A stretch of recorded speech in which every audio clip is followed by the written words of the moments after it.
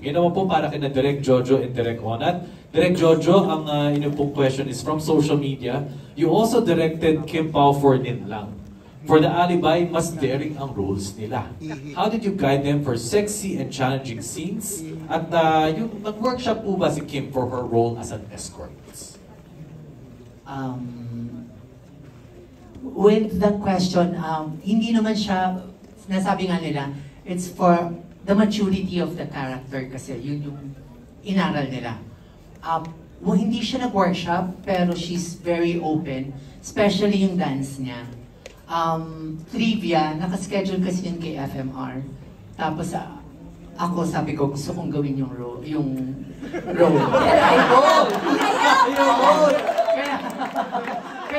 Kaya ako na yung nag-choreo. Joke! You lived through her. It was my fantasy, actually. Hindi, parang alter ego kaya.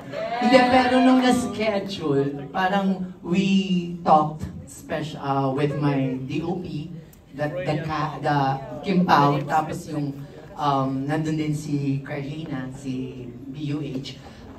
Makikita mo yung maturity kasi sabi ko, eto yan, ganyan. May mga reaction si Kim na, wow, talaga ba? Ganyan. Pero she did it very well. Ang galing-galing talaga ng pagkakagawa kasi open talaga siya.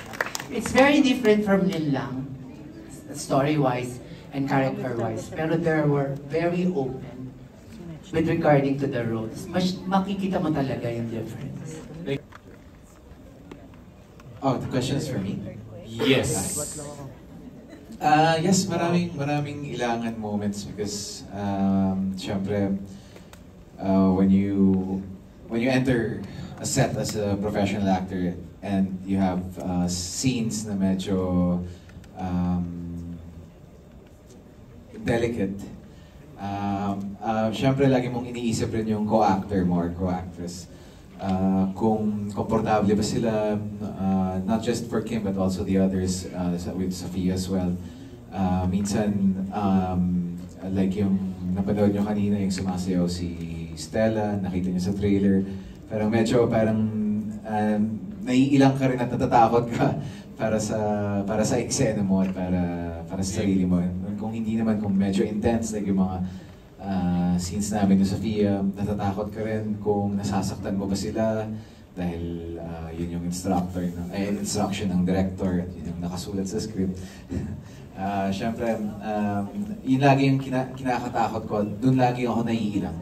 Kung along the way, dito sa proseso at sa pag-arte ko, kung na-alienate ko ba or nasasaktan ko or maybe nararamdaman ba ng ka-eksena ko na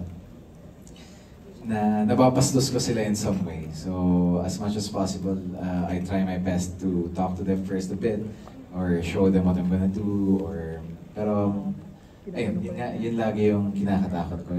Doon ako naiilang palagi. And I'm sure pag naiilang ako, naiilang rin yung ka-eksena ko. So, thank you, Pao, for being candid about your experiences so far. Kim, baka anything to add?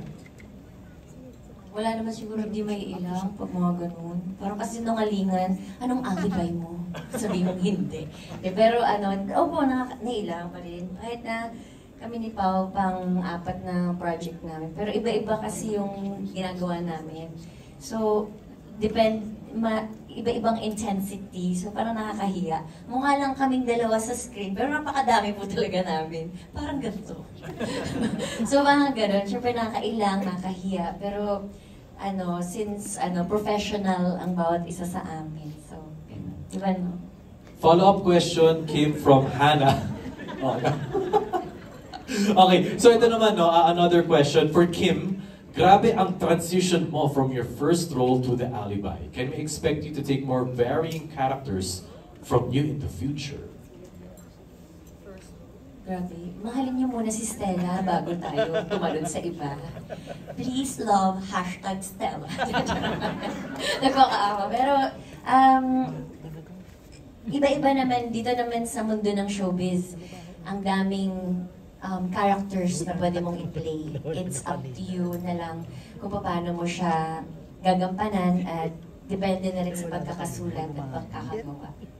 Thank you, Kim.